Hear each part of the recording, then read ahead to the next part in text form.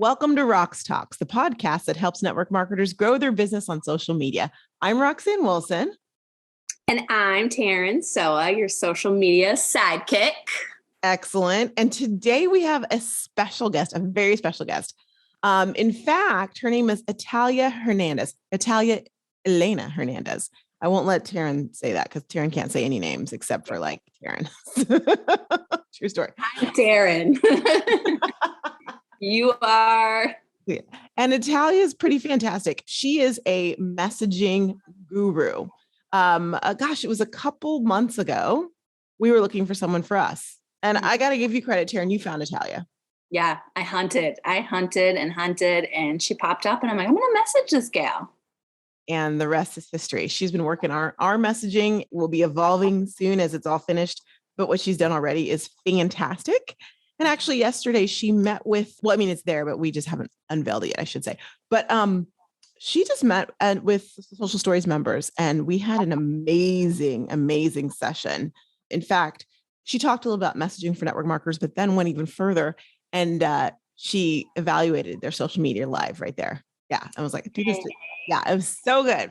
So I thought we should definitely have her on the podcast because you know what, your messaging may be a little off. Maybe what you're saying and what you're showing is not actually growing your market. It's not actually attracting the team members and the business partners and the customers that you want.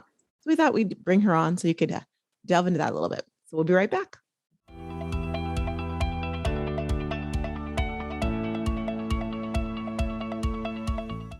Italia, you're already dancing. This is going to be quite the podcast. How are you and welcome? Hello, I am great. I'm excited. I have my coffee. Oh. I'm ready. Oh my gosh, Taryn, I have to tell you something really quickly. So we're sitting there doing the special Mastering Your Messaging with the Social Stories members. And she says, guys, I need to hang up just 1 second. The doorbell rang. My coffee is getting delivered. And I cannot make it up. And she grabs her coffee. And one of the Social Stories members is like, nice, Dunkin' Donuts. So good for you. I'm a Dunkin' girl. Cold? Like by the time they get it to you, or are you drinking cold coffee? No, it's very close to me. I can see it from my building and I just don't want to go outside. Hey. So it's very warm. You know, I work from home, so I can't complain because I get I don't want to go anywhere. So I bought an espresso machine and just make it at home. Because I'm like, I'm not going out there. No, where do you live, Italia? I live in New York City. I live in the Lower East Side. Oh, okay. So it takes work to get there. It takes work for me because I'm lazy. Okay. Fair enough. But you know what you're not lazy about? You're not lazy about messaging. You are on point when it comes to messaging. And I'm really curious because, and I intentionally, not that I would think anyone would think, but I think it's important to say, I intentionally talked about the elephant in the room before we started yesterday and today as well too. I'm going to say it. She is younger than a lot of us, all of us right here on the podcast. And so I'm kind of curious, Zillennial that you are, and yeah, look that up, y'all. Zillennial, it's a thing. It's a real thing. How did you become such an expert on something with such youth behind you? Oh my goodness.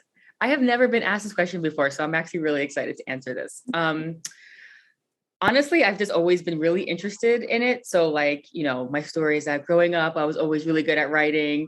And I didn't realize until I was I didn't realize until I was about to graduate college that I could actually make a living, like a real living off of writing. I thought that I had to be like J.K. Rowling, to make any money writing anything.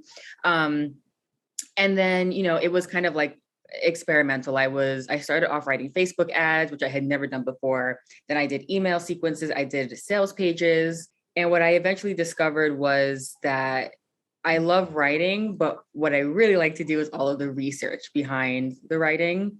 I think I told you when we first had our initial call that I get just lost in the research in a good way, like lost, but with purpose. So I think it's a combination of just really being excited about what I'm doing, really enjoying the research process. And also I wrote every single day for 2 years. I was really, really intense about it. So I was able to get a lot of experience in a short amount of time. I didn't just want to read about what I was supposed to do. I just wanted to kind of go out there and do it trial by fire, kind of just throw me into the flames and let's see if I can come out. Wow. So have you always worked for yourself then? I have not always worked for myself. I mean, like, when I was 16, I worked at my mom's office, but then hold on. I have never actually had a real job. I say Okay. quote unquote. Let me rephrase the question. When you graduated from college, have you always worked for yourself? I had an internship, and then I had like a contractor role at a boutique ad agency. And then I had like an almost quarter life crisis. And then I began working for myself. Oh, if everyone wants to do the math on life crisis, the quarter life crisis, she wasn't quite 25 and she had a life crisis. Yeah. Wow. It's a thing these days. It's a thing. I just want everyone to be aware of that. So, okay. So, and hence, first of all, I want to give you kudos to realizing your passion, figuring it out, and never having to work for anyone else. That's amazing. Like, seriously, that's huge. When you've worked with all sorts of different clients and all sorts of different genres, am I correct? Yeah, for sure.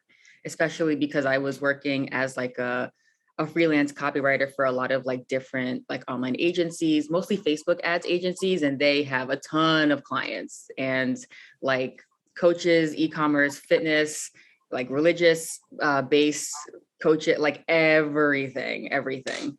What was the craziest kind of niche that you had to write for?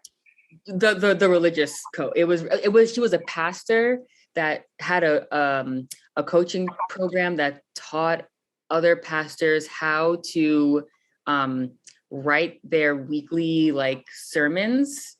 But to do it in a certain way in that they wouldn't be like stressed out the entire week. Cause like the way that her target audience was the pastor that was like in a small town, felt really isolated, was super, super busy. They filled in a lot of roles as a pastor, and they had families as well. So they were just struggling to like write these sermons and also be insightful and impactful with their messaging.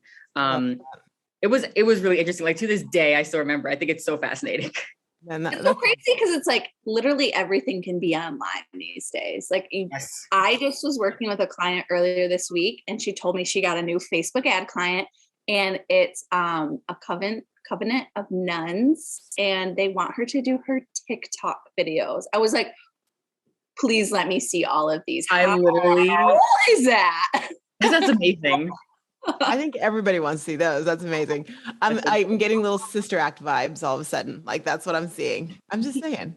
Okay. So network marketing though, that is something, and I love, and one of the things I think at first, cause I was like, Taryn, does she know network marketing though? Cause I don't want to teach her network. Like, does she get it? And you'd had network marketing clients, which was so fantastic. But as you even describe the pastoral coach you were helping out with, what I love is that you're able to like break them down, and it's almost like you're back there, like you're putting on there, this is my role play and begin scene, which is fantastic.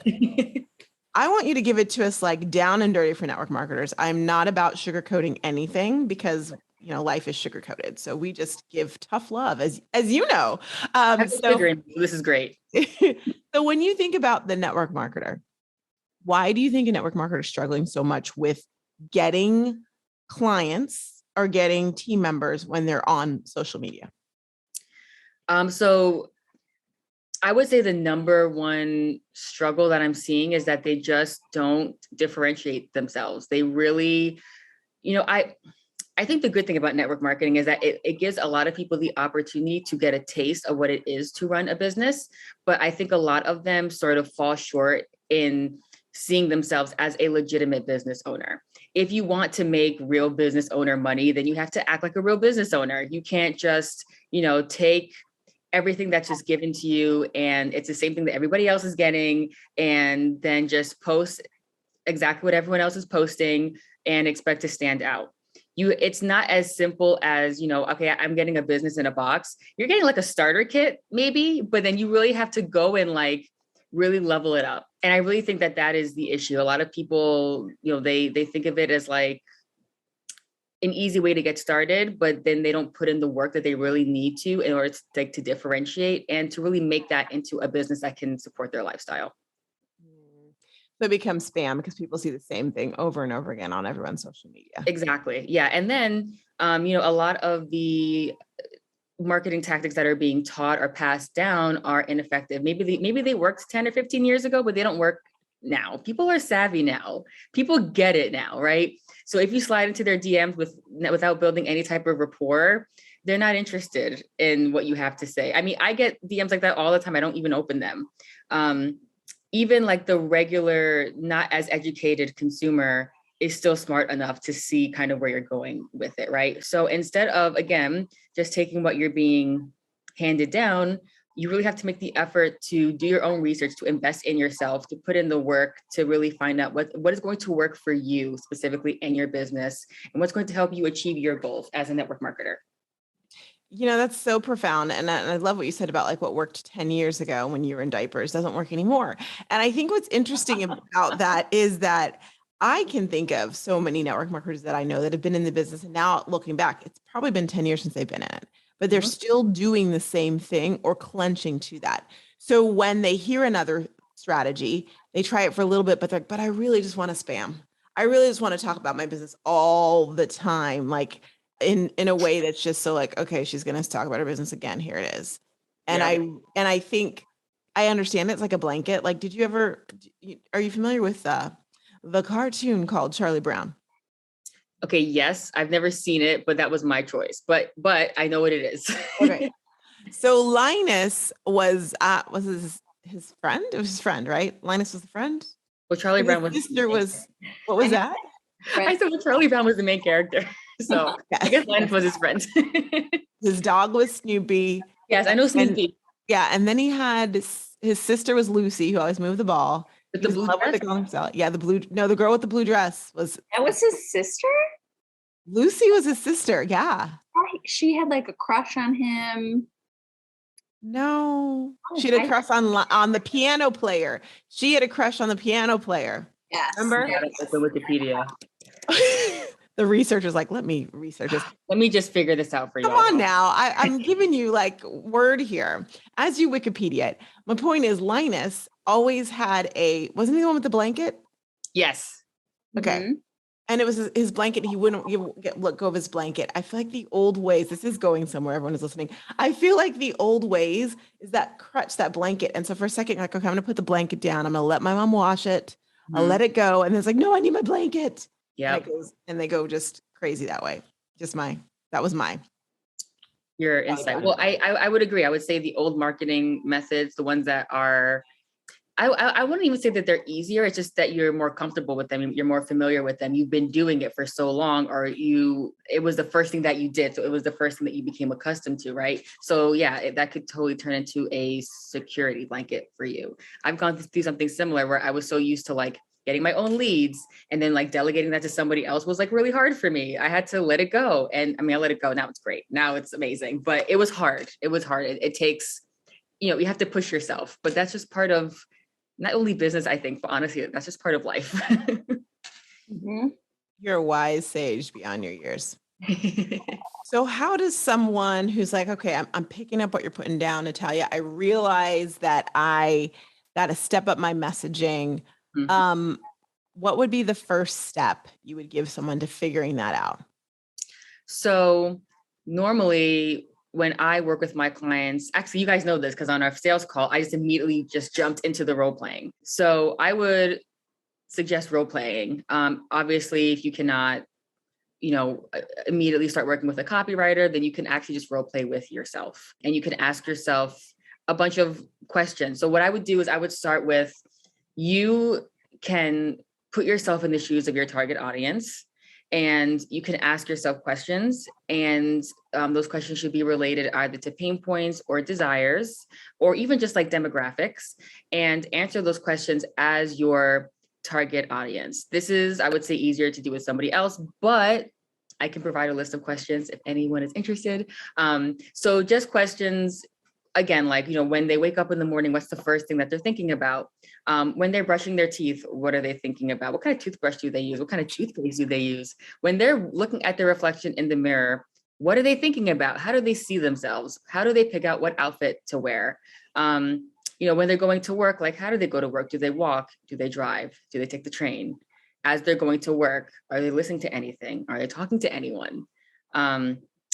Literally like little questions like this until you are able to paint a picture of your target audience's day in the life of, right? A day in the life of the person that you want to be marketing to.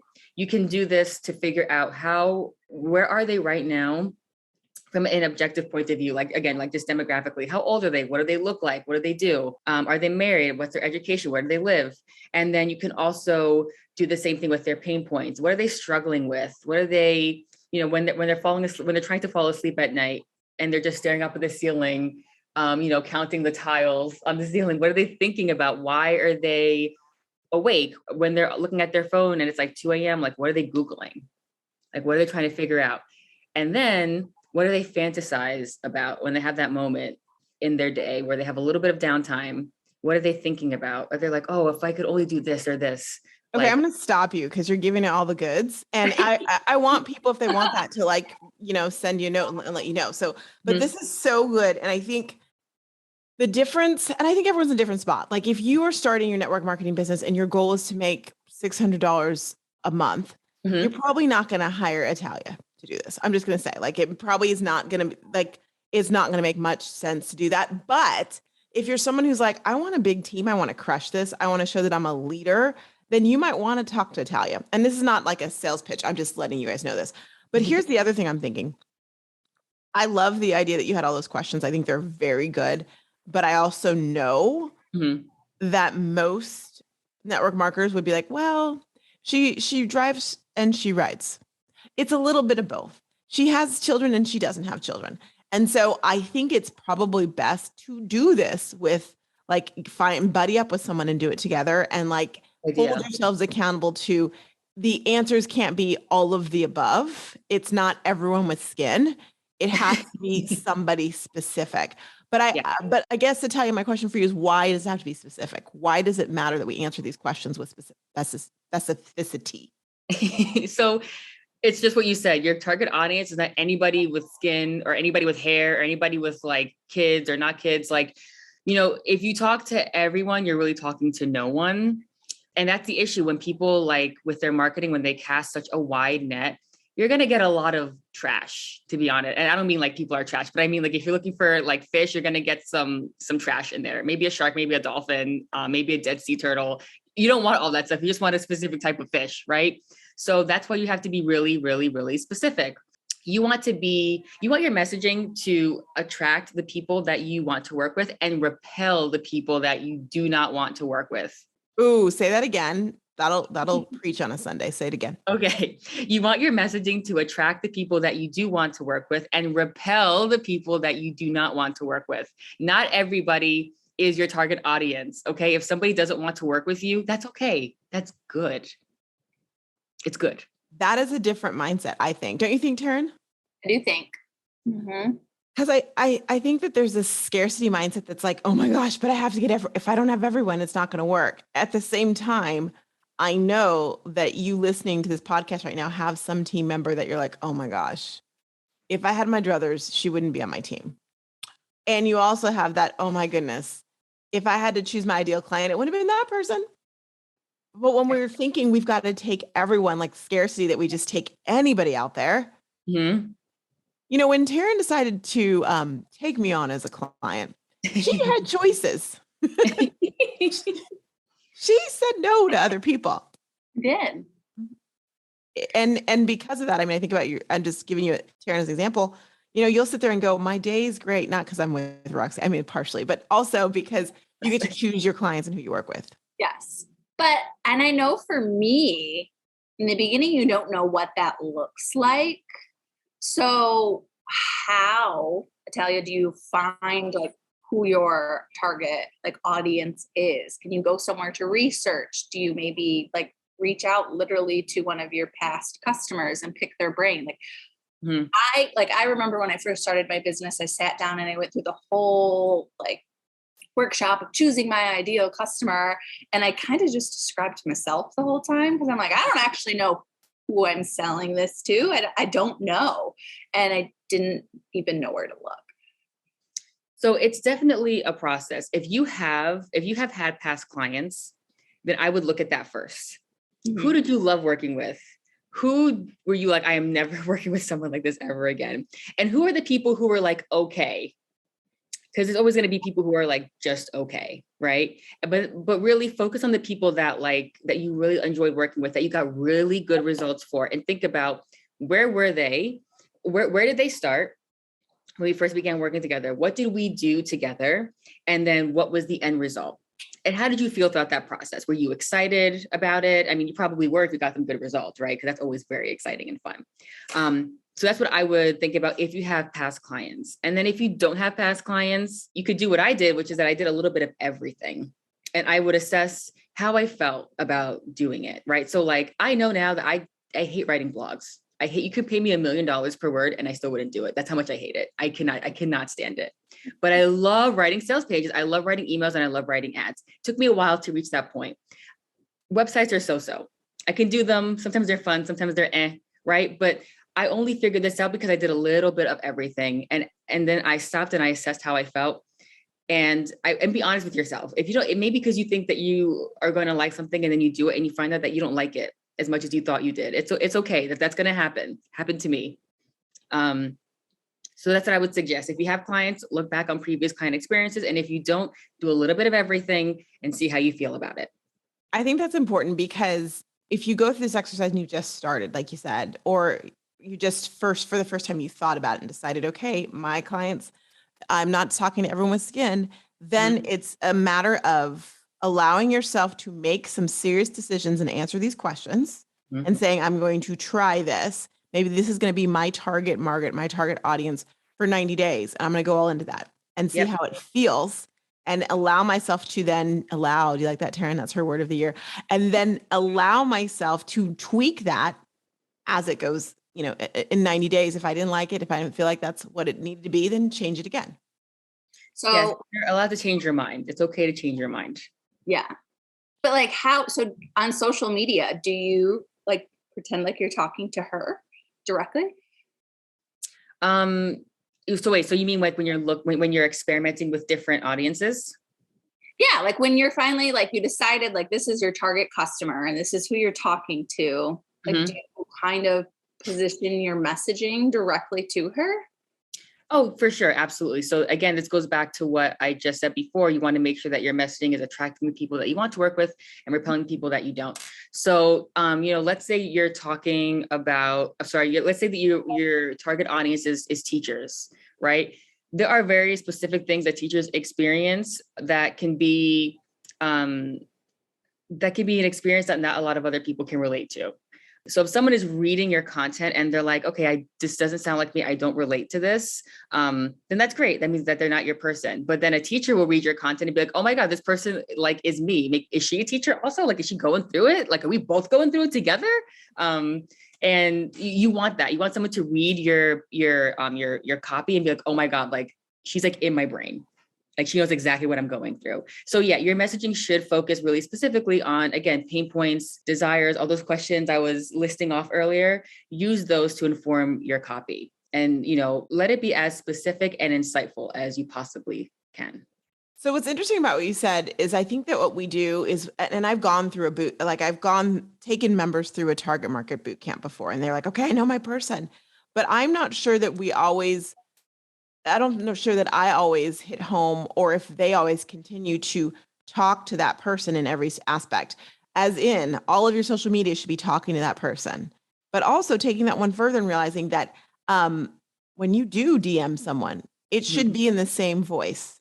When you're sending out any messaging, any email, everything should be in that exact same voice because there's something about being congruent that makes a big difference to people. Yeah. It needs to be, so your messaging needs to be consistent across everything that you do. It needs to be consistent in your ads, in your emails, your website, your posts, your blogs, your podcast, all of your marketing, because it can be really jarring if you go. So actually I've had this experience before with another client where she had a Facebook ad. So someone designed the Facebook ad and wrote the Facebook ad, and somebody else wrote the landing page and designed the landing page. And when these people were clicking from the ad to the landing page, it was like two different businesses, and they didn't buy because they were just so confused. That can be really jarring. It makes you question, like, is this the same person? is she like really involved in her business, or is she just outsourcing a bunch of stuff? If I work with her, is she going to work with me, or is it going to just be someone else? It creates a lot of like these doubts and questions in the audience's mind. And you want to make it as easy for them as possible to talk to you. I think it could also gaslight someone too. Like, gosh, I guess I understood that incorrectly. Like that's Oh, not for her. sure. You do not want your message to be misinterpreted. Make it really, really easy and simple. And you know where I feel like people do this? Oh, go ahead, Taryn. Go ahead. I was just going to tie it into like why we teach having a hero product. That is going to tie so well with also having like your target market, selling them one thing. And you're not like a good example. So maybe they're following you on social media and you're talking all about 10 different products. Like your message is unclear and you're like, well, what action do you want? And your target audience probably doesn't need all 10 products. Exactly. And also if you and everyone's mom and everyone's dog is selling the same 10 products, it's hard to stand out. But if you just choose one, that could actually like help you lean into a unique selling point. It's like, I specialize in this one product. Mm-hmm. Yeah. I have a client, Nancy Wild. She's been on the podcast before, and we call her the collagen queen. She's in a company that has, I don't know, I asked them the other day because I coached her team. I did a private coaching call for her team. And I'm like, how many products do you guys have? It's Modare. I think they have like 128 products or something. And I did a whole training on hero product. I'm like, okay, now I want you guys to like shed all that. And also for those of you who have companies that now are saying hero product, your hero product does not have to be your company's hero product. They might say that it's one thing, but if you sell the bejeevers out of it and you're passionate about like toothpaste, sell the dang toothpaste. Passion sells. Yes. My biggest pet peeve, passion sells. That's so good. That's all about you. That's who you are. But my biggest, I think where this is really indicative, where people do that bait and switch unintentionally because they just can't help it themselves, is with reels. Because they know that, oh my gosh, Instagram loves reels. So let's follow the latest trend. Let's do a dancing reel because this dance is so popular. And then my page is about how much I hate dancing. Like we so want to get on the bandwagon of, I got so many views on my reels, that we miss the important step of making sure that your reel is something that would actually talk to your target market, even if it has fewer views. Because those people who watch that reel need to come to your page and go, that is the same person. That's exactly what I was going to say. It's, you can have 1,000 views and that's cool. But if nobody buys your product, then all you have is 1,000 views, right? If you have 50 views, but then 10 people loved it, really like went to your page, aligned with all of your messaging, and they're like, I'm going to buy this right now. That's better. Amen. I think that's a huge piece. And I know people are like, she's saying that again. I am, because you didn't hear me the first time. So that's all. So, Italia, so I think that we all need to remember too, that what you're talking about is not something that's overnight. No. Even the first round or iteration takes time. And I also know, as you know as well too, that a network marketer is not just doing network marketing. They're doing something else. It could be that they are working outside of the home. They could be working inside of the home. They got stuff to do. So I'm just wondering, how valuable is this really? Can I just have a network marketing business and not go through all this because I want to make sure that I'm selling? Like, do I really need to do this? Well, this goes back to what I said earlier. If you want to have a real business, and you have to treat it like a real business. So yes, you need to do these things. Okay. Well, there's very simple, straightforward answer, but yes. I think that's what people need to hear. It's not like, oh, well, no, you have to do it. I'm going to keep it 100. If you want it to be a big business, you're going to put in the work, because otherwise, why is someone going to follow you on social media and hang out if you're just posting what Sally Sue is also posting? Think of it this way, and this is actually an insight that I arrived at when I was in my teenage years, but if something was easy, then everybody would do it. Okay. If being really successful at network marketing was easy, then everybody would be a network marketer, right? So yes, I think it's great network marketing because it gives you the ability, again, to come in and really start your own business. But just like anything else in life, it takes work.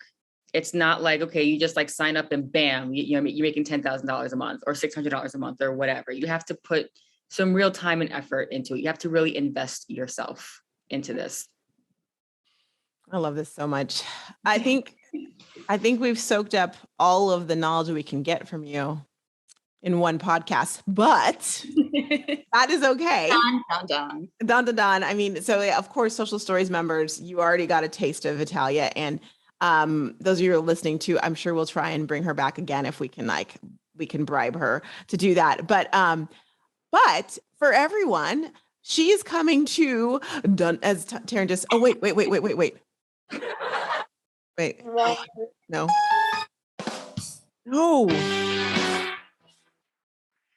We're clapping? I feel like the point is gone. Yeah. I know, but hang on. I'm holding on to it. I'm holding on to it as hard. Hold on to it. She is going to be one of the speakers at the Social Media for Network Marketers Summit, the 3rd annual one, coming up on March 1st through 3rd. People watching us on YouTube, we're doing very crazy moves. And I'm also turning into a ghost, like before your eyes. I'm like, the lighting here. Oh yeah, the light's coming up. Very pale. I'm like, what's going on? Okay. So the point of the matter is the summit is coming back. You guys, you've been asking for it. Yes, it's coming. I have to admit, I was like, I don't know. How can we top the second one? Because I didn't think we'd top the first one. But we are really excited about this one. It's really honed in because my vision and my focus has honed in even more. So this is definitely going to be for the person who, well, Taryn, who is it for? It is for Stella, who... So Stella is our target audience, you guys, just so you know. Oh, yes. That's her. But we are hosting this summit again for someone who's been in network marketing for a little while, but they're ready to like really jump into, I don't want to say just Instagram, but we're really going to be highlighting like how can you grow your business on Instagram, and you can still weave in Facebook because Facebook is still important. Meta is still there. So we'll be talking about that too, but it's going to give you very specific action steps of how to get started. And I'm so excited about like our plan too, because we have laid it out. Social Stories has a blueprint, and we're letting you guys into the blueprint a little bit. Like we're welcoming you in and giving you some secret stuff. Yeah, it's going to be great. And yeah, I love that you said that. So, because if you're someone who's been in Social Stories and you're like, I'm jamming this is not for you. I'm just letting you know. It's not. But if you're someone who's like, I dabble with Instagram, there's a lot going on. I don't know if I'm doing it right. I want to grow my network marketing business. I'm in it to win it. We are going to actually literally during the summit, take you through the first few stages of the social media success blueprint for Social Stories, so you can understand what it's all about and leave going, okay, aha, I now know how to have Instagram be that place like the bar where I can meet my significant potential other and sift through and really, have a lasting relationship of any kind you like with someone.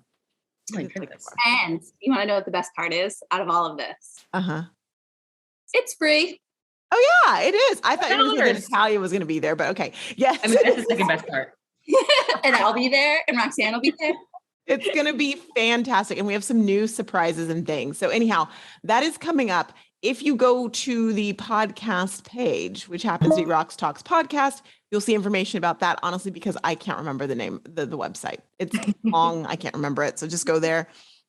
Or go to socialstoriesmembership.com and you'll see it's splashed on the cover of that. Does that sound good? Is that fair? Sounds good. We'll put it in the show notes. We will make sure you know. You guys are the first to know. It's not for another month. So you will know the URL. Yes. So we typically do something called behind the scenes. And I think we should invite you to do it with us if you like, Italia. We take a moment at the podcast and we, after the meat of the podcast is done, and just talk about what is going on in your life right now. Today, just for reference for everyone, is the 20th of January. So Italia, do you want to start? What's going on in your life? What are you up to? Do you mean in my life, business-wise, or personal? Anything you want to share. It's totally up to you. Okay, I'm buying a house, you guys. It's stressful. What? I did not know this. That's exciting. Yeah, I think that's probably the most biggest thing happening in Italia's life currently. It's huge. Congrats. Are you going to stay it's a house, so you're not staying in the city?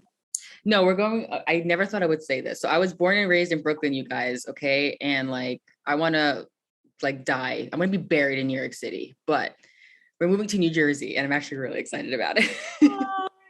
Okay, because we're getting a beautiful house and has a beautiful yard. And I just keep imagining my two buddies running around, having fun. I have 2 rescue dogs. They were both saved from the South Korean meat trade. One of them is named Violet. The other one is named Valerie. They're both my children. I love them so much. My cat's name is Violet. Oh. I love this. I love it for us. This right here, this is everything. Yes. So that's the biggest thing happening in Italia's life. And that really is the biggest thing happening. Oh, that's huge. That's huge. When do you move? In July.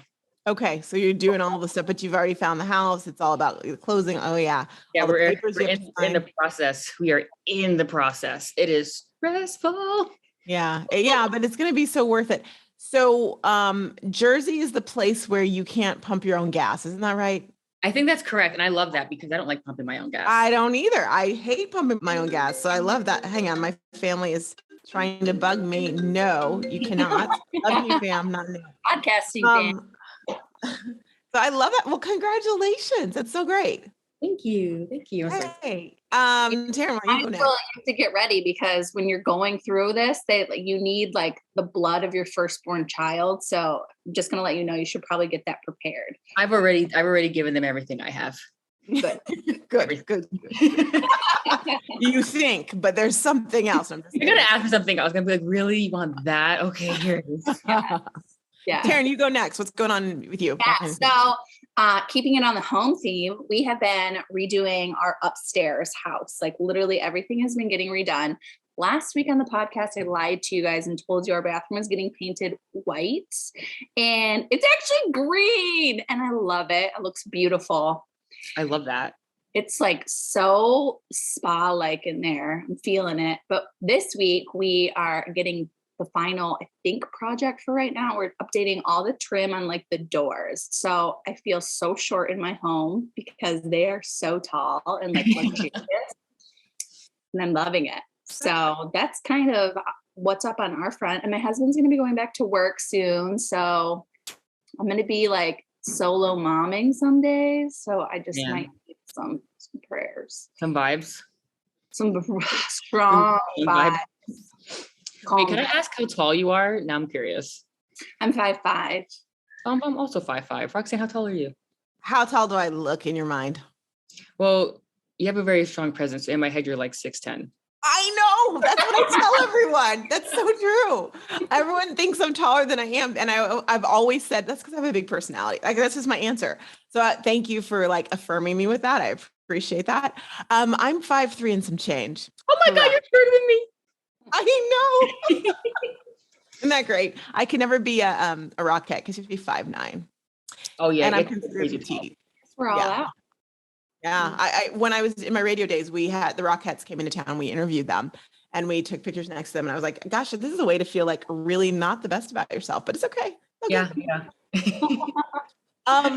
So for me behind the scenes, okay. So, we're on this like rebranding of Roxtalks and all things, which is part of Italia being she was the first step.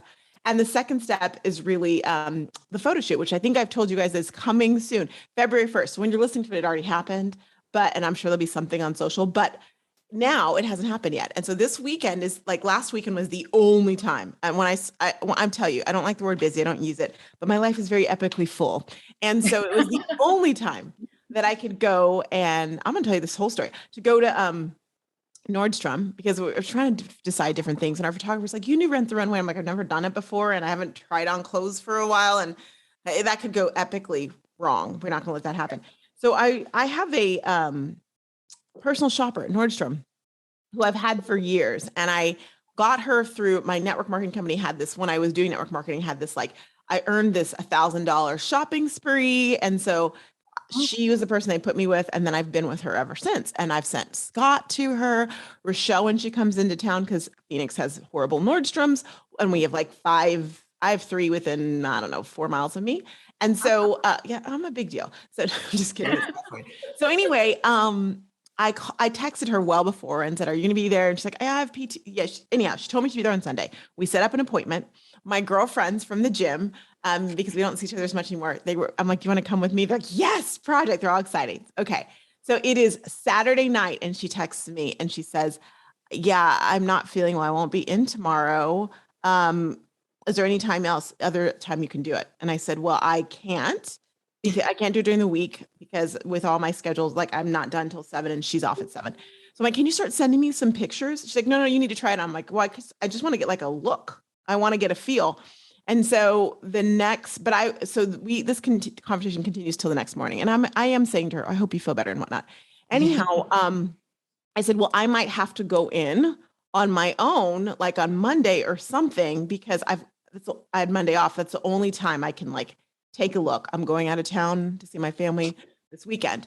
Okay. So anyhow, something told me, I'm like, there's just something that was just off. Like we have to listen to our intuition. We see through bullshit. Sorry, y'all, kids. But so I go there. I text my girlfriends that morning. I'm like, okay, she's not going to be there. Should we go anyway? They're like, yes, let's go anyway, Roxanne. So we go, and my friends, Tana and Tasha. And so I'm standing there with Tana and Tasha, and we are trying on the first dress, which Italia, girl, if you see this dress, it is like fire and a handbasket all together. I don't know. That's a new phrase. And so all the kids are saying it.